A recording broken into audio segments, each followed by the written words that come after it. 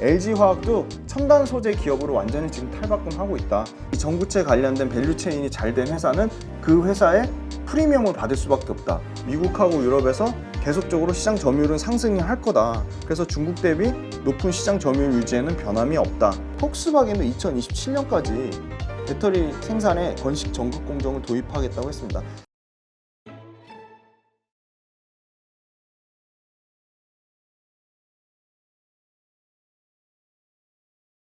지금 요즘 그 2차 전지주들 가운데서 가장 그 신뢰에 대한 문제 제기 받고 있고 또 가능성은 참 크다고 인정을 받는데 네. 주가는 못 오르는 네네. 거기가 바로 LG화학. 맞습니다. 네. LG화학과 관련해서 좀 한번 볼까요? 네네.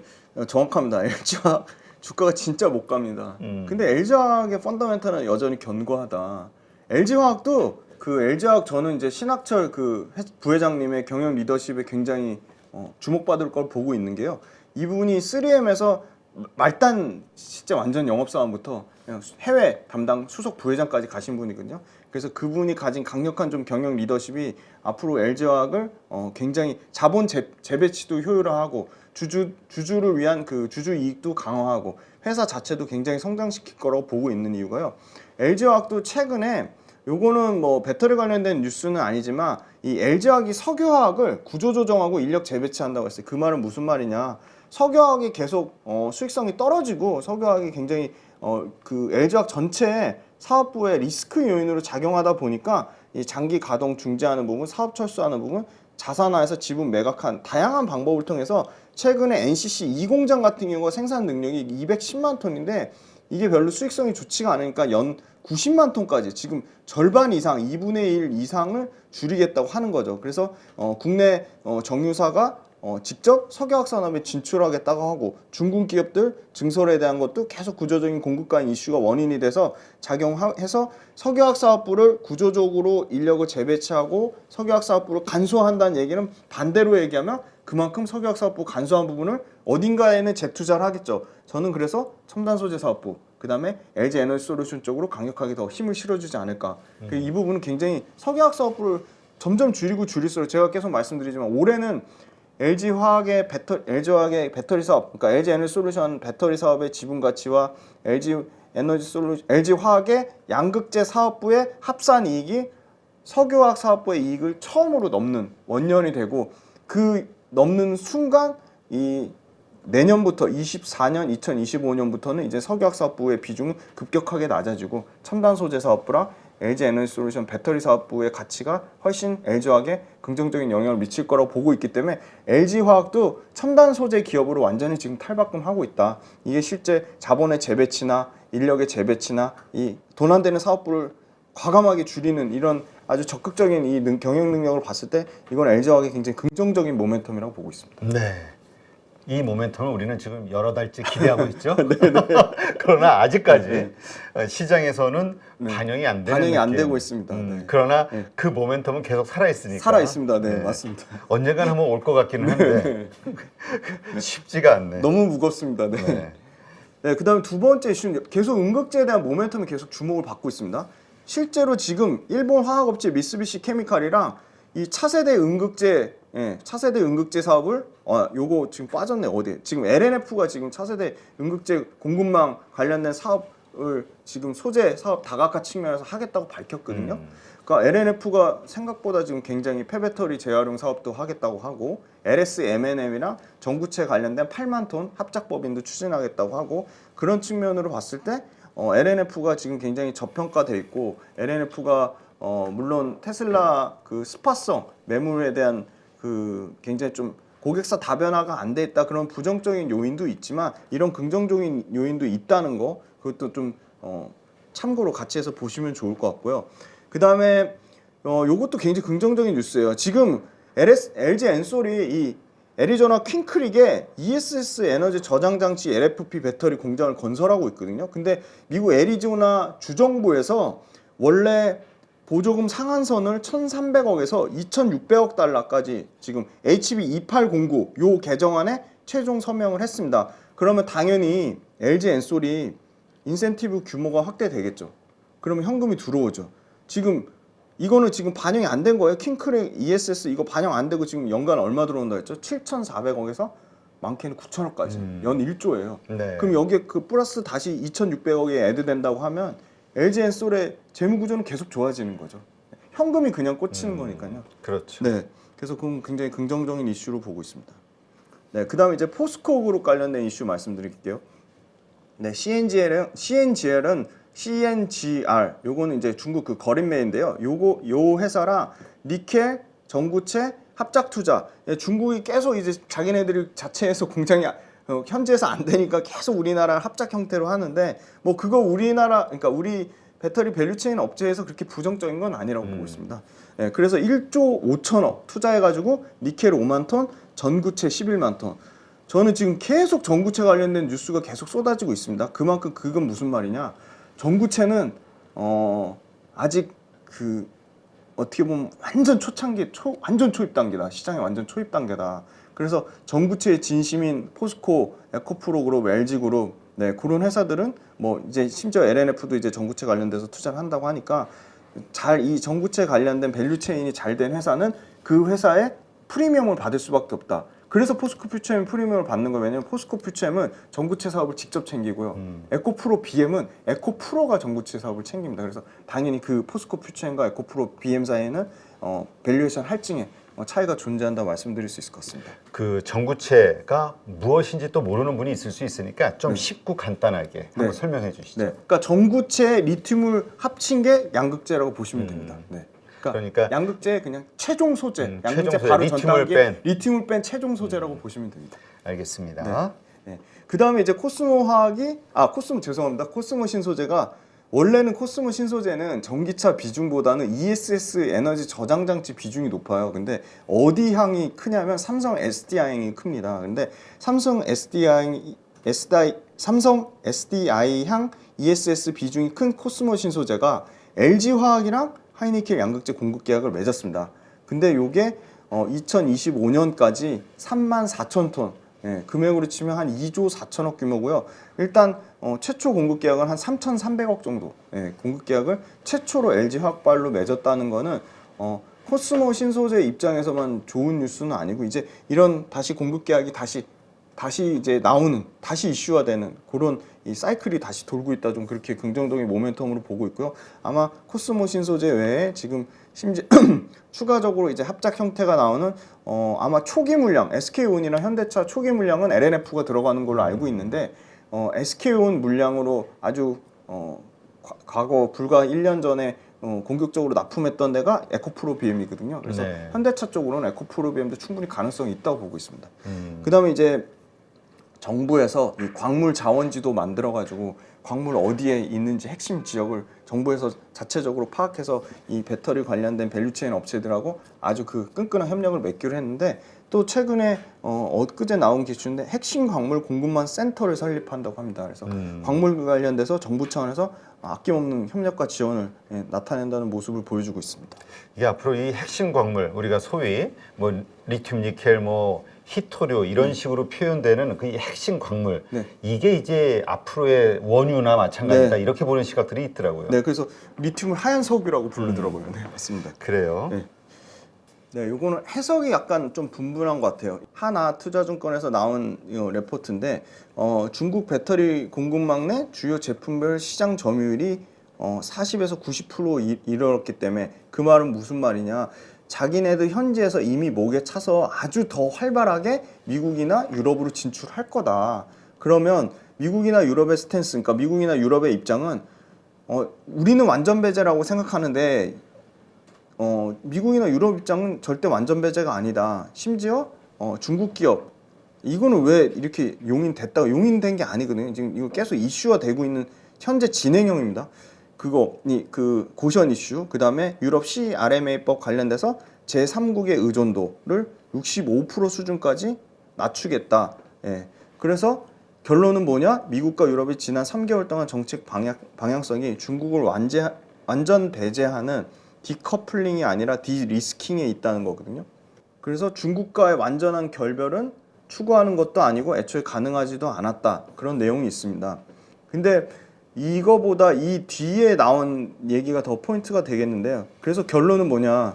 10년 동안 연평균 성장률이 나오는 거는 중국이 16% 정도 되고 미국이 27%에서 30% 정도 되고 유럽이 18%에서 20% 정도 되니까 어차피 우리나라 기업은 중국 시장이 아니라 미국이나 유럽을 타겟으로 하니까 미국하고 유럽에서 계속적으로 시장 점유율은 상승이 할 거다. 그래서 중국 대비 높은 시장 점유율 유지에는 변함이 없다. 그런데 이 미국과 유럽의 디리스킹하는 추구하는 과정이 확실한 대안이 한국 배터리니까 한국 배터리 서플라이 체인은 굳건하다. 예, 실적 성장성은 굳건하다. 예, 요 얘기를 설명하기 위해서 요 앞에 계속 유럽시 RMA 제3국 의존도를 65% 수준까지 용인했다. 그래서 FTA 체결국으로부터 100% 조달 아닌 부가가치 50% 창출하기 위해서 한국이랑 중국이랑 합작 형태의 공장이 나온다. 그게 굉장히 우려 요인인 것처럼 실제 그 2차 전지 관련된 이슈 중에 절반 이상은 굉장히 중국에 대해서 리스크를 굉장히 확대하는 것처럼 밝히고 있지만 실제로는 이게 핵심이다. 미국과 유럽에서 시장 점유율이 오히려 상승하면 상승했지 중국 대비 높은 시장 점유율을 유지하는 것은 변함이 없고 한국 배터리 서플라이 체인이 중국이 실제 미국과 유럽의 시장에 일부 진출하는 걸 감안한다고 해도 실적 성장성은 굳건하다. 네, 그게 포인트가 되겠습니다. 하여튼 2차 전지의 성장은 앞으로도 계속 지속될 수밖에 없다. 네. 중국보다도. 네네. 그래서 성장은 되는데 성장률이 급격하게 둔화되는 시점이 언제인지 저희는 계속 처음에 관심을 갖고 좀 지켜봐야 될 것 같고요. 그거는 이제 캐펙스 투자가 급격하게 둔화되는 시점인데 2026년까지는 요 뒤에 표에서 말씀드리겠지만 글로벌 전체 시장에서 일단 양극재만 말씀드릴게요. 양극재에서 디자인 캐파, 그러니까 실제 그 양극재 업체들이 가서 공장 짓겠다고 한 거, 그게 100% 다 완전히 가동된다고 한 그 물량이랑 실제 미국에서 생산해서 우리 전기차 이거 이만큼 생산할 거니까 필요한 양극재 물량이랑 차이가 갭이 존재한다. 그럼 그게 수요 대비 공급이 초과한 상태면 이제 캐펙스를 더 추가적으로 짓질 않겠죠. 근데 지금 수요 대비 공급이 부족한 상황입니다. 네. 네. 그래서 다음 이슈를 보겠습니다. 네, 현대차도 캐나다 BTC라고 하죠. 브리티시 컬럼비아주랑 협력을 통해서 니켈, 흑연, 광물자원 확보 계획하고 있습니다. 그래서 현대차도 호주 못지않게 이 캐나다가 물론 캐나다가 이 스텔란티스 관련해서 그렇죠. 세제 혜택 안 주겠다만 하고 그랬는데 그거는 결과론적으로 아마 주는 방향으로 가지 않을까 그렇게 보고 있고요. 캐나다도 굉장히 이 2차 전지, 그러니까 배터리 밸류체인 업체들에 대한 투자 유치하고 확보하는 거에 진심인 나라입니다. 굉장히 광물이 풍부한 나라 중에 하나로 자리 잡고 있고요. 그렇지. 네, 그래서 이 현대글로비스도 지금 현대차랑 연관돼 가지고 최근에 한번 현대글로비스 외국인 기관의 수급을 한번 보십시오. 굉장히 수급이 좋습니다. 리튬하고 니켈 등 배터리 원자재 트레이딩 사업 추진하겠다고 했고요. 현대차에서 일단 기본적으로 폐배터리가 쏟아져 나오잖아요. 그래서 폐배터리 관련된 사업도 아주 굵직굵직한 회사를 M&A 인수합병을 통해서 폐배터리 사업도 키우겠다고 했습니다. 그래서 현대글로비스가 이 배터리 관련된 일종의 또 새로운 밸류체인으로 또 주목을 받지 않을까 그렇게 보고 있고요. 포스코홀딩스 아르헨티나 염수 기반 이 부분은 연 5만 톤 수산 리튬 생산 계획인데 요거는 계속 좀 과거에 나왔던 이슈가 좀 약간 재탕돼서 나오는 부분인 것 같습니다. 그리고 코스모 신소재가 원래 연간 1,500억 정도 투자하겠다고 했는데 2,500억까지 늘리겠다고 했고요. 투자 기간도 1년 연장해서 내년까지 투자하겠다고 했습니다. 근데 요 2,500억에는 지금 최근에 LG화학이랑 그 계약 맺은 거가 반영이 안 돼 있거든요. 그래서 코스모 신소재가 가장 그 캐펙스 투자로는 낮아요. 지금 2027년까지 연 15에서 20만 톤 정도 규모 투자 그 지금 밝혔는데 그건 충분히 좀 상향 여지가 있어 보입니다. 지금 왜냐하면 코스모 신소재 자체가 아까 말씀드렸듯이 전기차보다는 삼성 SDI향 ESS 에너지 저장 장치에 좀 포커스가 맞춰져 있다 보니까 전기차향으로 비중이 커지면 커질수록 코스모 신소재도 추가 캐펙스 투자 충분히 들어갈 가능성이 있다고 보고 있습니다. 네, 그 다음 이슈는 요 글자가 깨졌네요. 예, 그 건식 전극 공정 관련해 가지고 테슬라만 얘기하는데 테슬라만 건식 전극 공정을 하고 있는 건 아니고요. 폭스바겐도 2027년까지 배터리 생산에 건식 전극 공정을 도입하겠다고 했습니다. 왜 건식 전극 공정을 자꾸 얘기하냐면요. 건식 전극 공정을 할 경우에는 당연히 이 배터리 생산 관련돼서 효율이 좋아지고요. 비용 단에서도 굉장히 절감이 된다고 합니다. 그래서 원가 절감 측면에서 모든 지금 그 완성차 업체도 그렇고 이 배터리 셀 업체도 그렇고 이 공장 자동화하는 거, 그러니까 원가 절감하는 거. 그래서 자기네들도 마진을 최대한 올리기 위한 사활을 걸고 있기 때문에 건식전국 공장은 계속 부각이 될 수밖에 없다. 그럼 건식전국 공장이 되려면 세 가지가 필요합니다. 첫 번째 단결정 양극재, 두 번째 실리콘 음극재, 세 번째 자동화. 네. 세 번째 자동화랑 당연히 실리콘 음극재에 들어가는 CNT, 카본 나노튜브, 도전제, 분산제. 이게 같이 성장할 수밖에 없습니다. 근데 단결정 양극재 가장 선두권에 있는 데가 에코프로 BM하고 LNF, LG화학, 포스코 퓨처엠이 이미 다 단결정 개발하고 있고요. 실리콘 음극재 관련돼서는 대주하고 대주전자하고 그다음에 한솔케미칼 그리고 포스코 퓨처엠의 자회사인 포스코 실리콘, SK 머티리얼 정도가 있습니다. 네. 그래서 이제 모든 그 자동차 회사들이 저러한 방식으로 지금 저게 모두가 다 저런 건 아니잖아요. 네, 맞습니다. 그러니까 일부 자동차 회사만 저런 식으로 이제 바꿔간다. 도입하려고 계속 지금 시도를 하고 있습니다. 그거는 아까 얘기했던 그러한 밸류 체인에 있는 저 네 가지 분야, 공정 분야 여기에 해당하는 업체들의 당연히 수혜를 다 받겠죠. 수혜를 받을 것이다. 앞으로 이제 차세대 미래 먹거리가 된다고 보고 있습니다. 알겠습니다. 그다음에 5월달 데이터인데요. 사실 이 5월달 데이터가 그러니까 이 판매 동향이 가장 중요하죠. 근데 중요한 건 아직 다 나오진 않았습니다. 이게 아마 저희가 다음 주나 다다음 주쯤 찍으면 이제 완전한 판매 동향이 나올 것 같은데요. 미국에서 55% 성장했고요.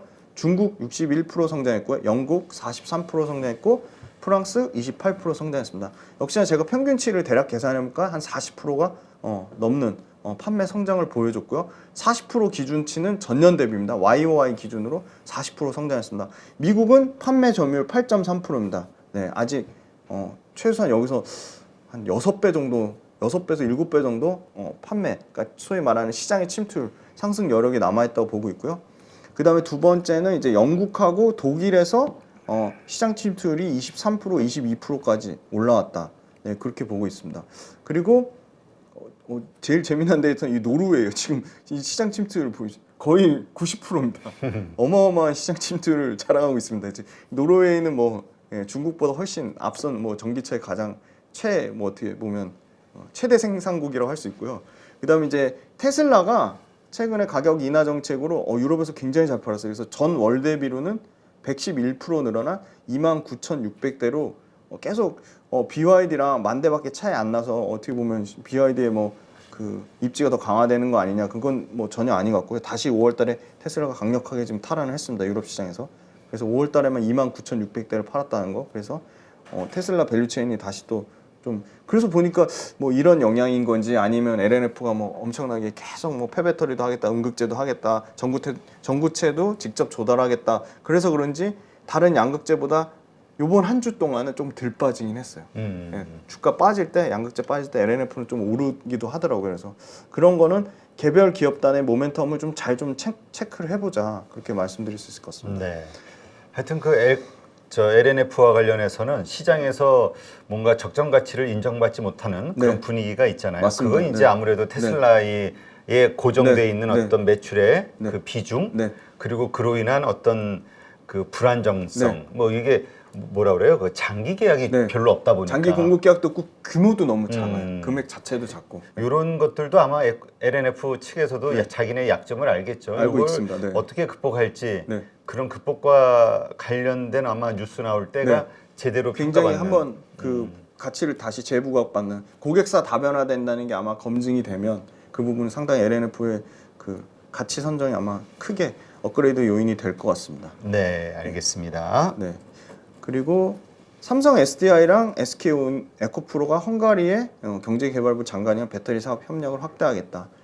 그래서 유럽에서 지금 이 헝가리, 폴란드 이런 이 동유럽 쪽에서 굉장히 배터리 관련된 공장 관련돼서 계속 좀 긍정적인 이슈가 나올 거고, 정부 차원에서 좀 그 나라 국가 정부 차원에서 좀 지원을 받을 것으로 그렇게 예상을 하고 있습니다.